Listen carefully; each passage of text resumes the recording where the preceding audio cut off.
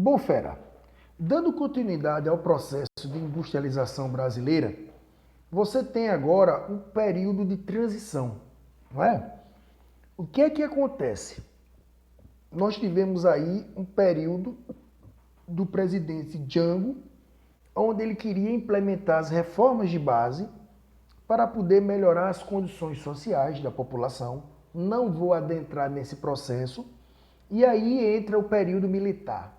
Esse período militar é um período importante para a história, porque é ele que vai fazer o que vai acontecer mais para frente.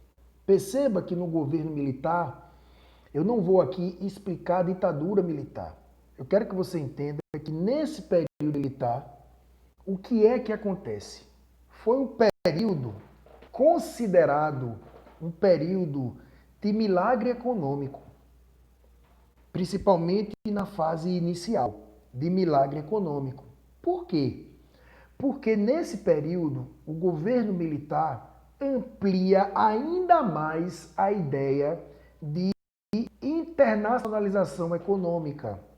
Os investimentos estrangeiros aumentam ainda mais. O dinheiro do FMI, os empréstimos, aumentam ainda mais. E lembre-se que crescimento econômico, de acordo com a sua economia, é uma coisa. Investimento econômico com dinheiro emprestado é outra.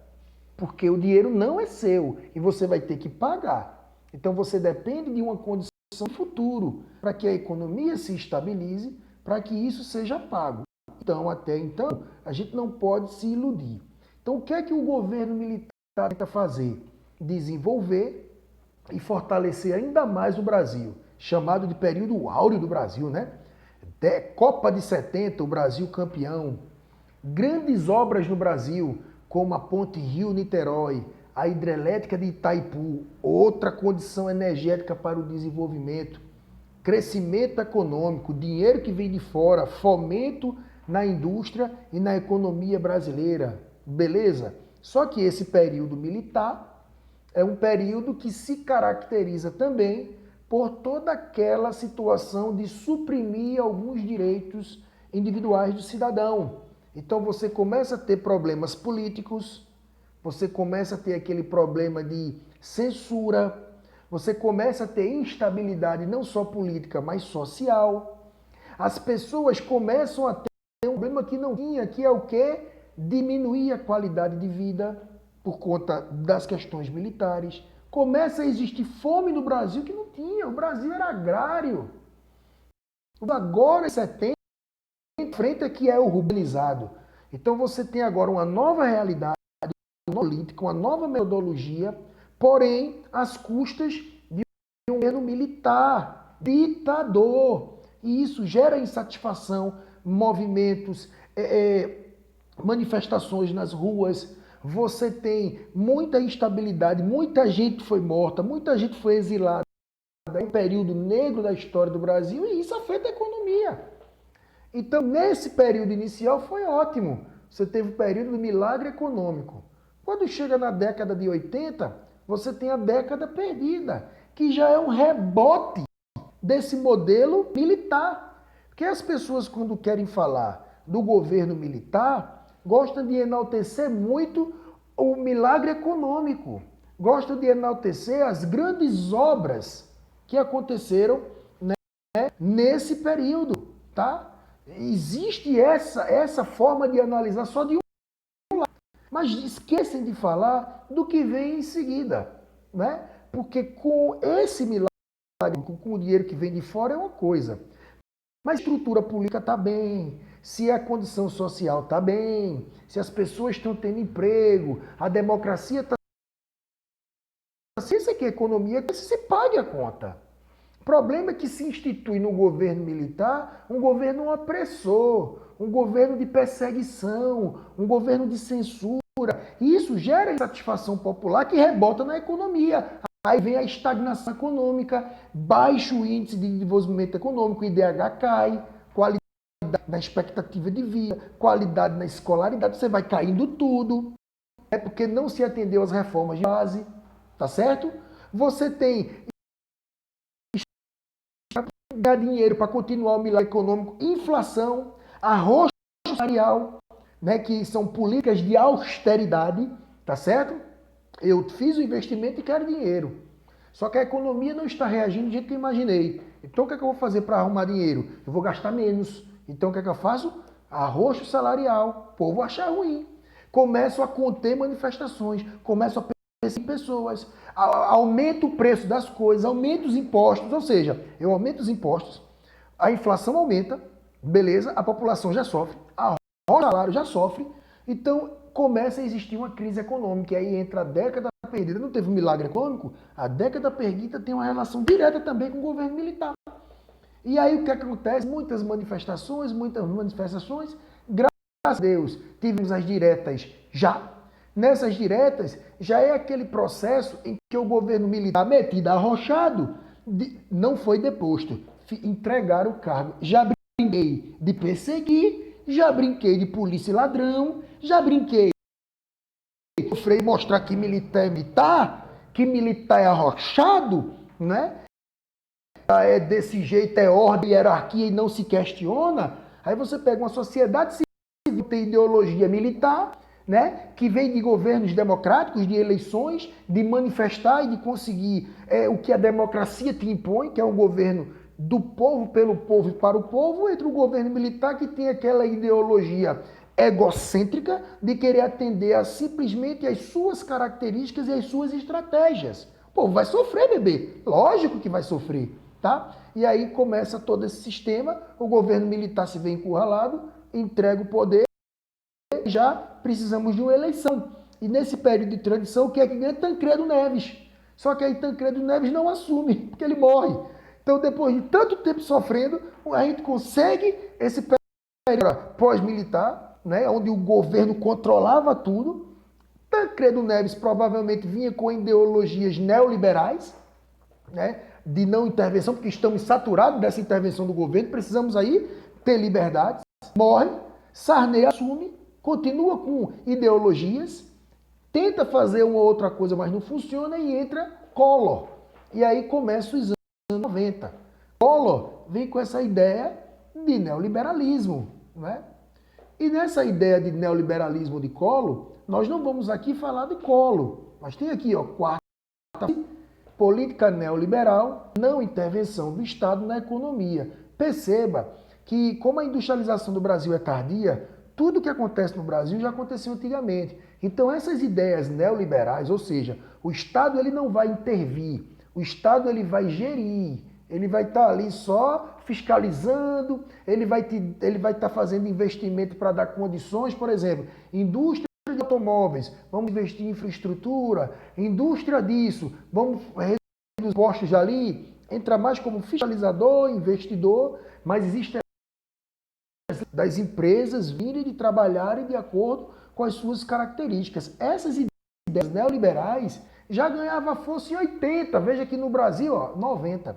Você tem aí Margaret Thatcher na Inglaterra, o presidente galã Ronald Reagan nos Estados Unidos e Helmut Kohl na Alemanha, primeiro-ministro, que já tinha essas ideologias de dar liberdade, do governo não intervir, da gente ter essa condição de flexibilização administrativa, e isso foi importante.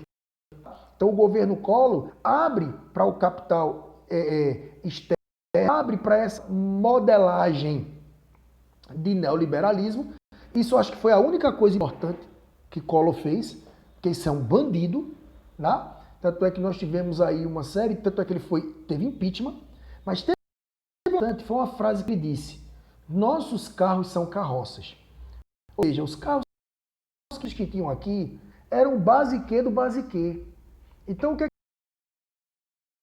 empresas japonesas, asiáticas virem para cá, que tenha carros muito mais modernos. Aí entra no Brasil a Toyota, a Mitsubishi, né, que são carros que tinham tecnologias mais avançadas. Então força as empresas GM, Chevrolet, a Ford, a Volkswagen, que aqui estavam, modernizar seus carros também, né? E isso foi importante, tá? Então, você tem essa ideologia japonesa, que é o modelo toyotista, que é aquele modelo de controle de peso, de qualidade, produção planejada. Então você traz essa ideologia, então você impõe uma modernização no processo industrial que já havia no Brasil, que inicialmente era muito simples, mas que foi importante, e agora precisava modernizar. Então a gente começa a ter esses benefícios da modernização industrial na linha de produção, né? Modernização e a tecnologia nos seus produtos, e isso é importante, tá bom? Mas aí, por conta de toda a corrupção de Collor, nós tivemos o impeachment, assume Itamar, tá certo? Itamar Franco tinha o seu ministro da Fazenda, que era Fernando Henrique Cardoso. Estávamos num momento de crise, pós-governo militar, inflação lá em cima. Então, o que é que acontece? Nós precisamos resolver o nosso problema. Então, a inflação está lá em cima, o Brasil está em crise econômica. Então, o que é que se faz quando está em crise econômica? Fizeram privatizações, ou seja, as empresas que estavam me dando problema, eu vou vender. Então privatizou a Vale, privatizou a CSN e privatizou 49% da Petrobras. Então a Petrobras é uma empresa simplesmente 100% estatal. 51% estatal, então ainda tem a tomada das decisões. Mas 40% foi privatizado. Então pensa comigo, Vargas cria, FHC vende. Vargas, FHC vai vender, vai privatizar, porque quando eu privatizo o dinheiro, eu me livro desse pepino, eu me livro desses problemas. Teve as privatizações. Você tem o surgimento do Plano Real, que estabiliza a inflação, ou seja, as pessoas têm um poder melhor de compra. Então veja, eu saio de um período negro de insatisfação, de censura, de sofrimento, redução salarial, aumento de custos, inflação, para um modelo neoliberal, para um modelo de privatizações, né? Essa privatização naquele momento foi importante porque resolve parte de problemas econômicos, retém dinheiro para poder investir no país. Você tem o Plano Real, que muda a moeda, estabiliza a economia, ou seja, a inflação é controlada, ou seja, pode se planejar para fazer compras, o povo começa a ter um poder melhor de compra. Foi muito esse período, tá certo? Teve um crescimento econômico, mas a gente tem que levar em consideração que isso foi muitíssimo importante, tá bom? E aí, depois de todo esse período do Plano Real, chega o período Lula, que continua com o neoliberalismo. Esse neoliberalismo, onde o governo vai agir só como um investidor, um fiscalizador, implementa políticas assistenciais, não é? Para poder ajudar aquela população que vinha sofrida desde o período do governo militar, lembra de sofrimento, de inflação, de exílio, de censura, de crise. Então começa a fazer programas sociais. As pessoas agora estavam trabalhando, a economia estava controlada e ainda tinha assistência do governo, coisa melhor não há. O Brasil você começa a ter um período áureo da economia, aumento do PPC, que é o poder de compra da população, beleza, o PPC. Você tem o Brasil crescendo. E Lula, o governo Lula queria também não só fazer um desenvolvimento centralizado, porque as indústrias estavam centralizadas em São Paulo, naquela região do Vale do Paraíba, no Sudeste, onde tinha mais estrutura, onde a urbanização começou primeiro. E aí ele começa a fazer aquele processo de guerra fiscal. Os estados fazem o quê? Reduzem os impostos, zero incentivadas aí para o Centro-Oeste, principalmente Goiás, não é? Então, isso também afeta no processo de extinção da população brasileira. Quem veio está retornando, quem vinha deixa de vir para São Paulo. Como desenvolver é a descentralização industrial, tá certo? As pessoas saem de um lugar para ir para outro, isso foi importante. Porém, essa guerra fiscal só fazia transferir o problema, não é? Por quê? Porque se eu estava e eu botava empresa em outro lugar, as pessoas iam sair daqui, ia para lá e, consequentemente, problema e falta de mão de obra lá, problema e falta de mão de obra aqui. Por isso que ele deu uma... Porque a partir do momento que as indústrias são incentivadas a ir embora para outros estados, elas vão fechar as empresas aqui na região sudeste. Ou seja, na região centro-oeste, norte e nordeste, e aí surge a Zona Franca de Manaus, né, um polo industrial no meio da África, no meio entre aspas, na floresta amazônica. Você tem a industrialização do centro-oeste, Pernambuco crescendo, investimento em polos, em refinarias, percebe? Saíam daqui e vinham para cá. Então começava a desenvolver essas novas áreas e como estava fechando as empresas aqui vindo para cá, estava gerando desemprego lá. Percebe? Então inicialmente era isso que acontecia. As empresas estavam no lugar A, no Sudeste, atraídas a ir para B. Elas fechavam e iam.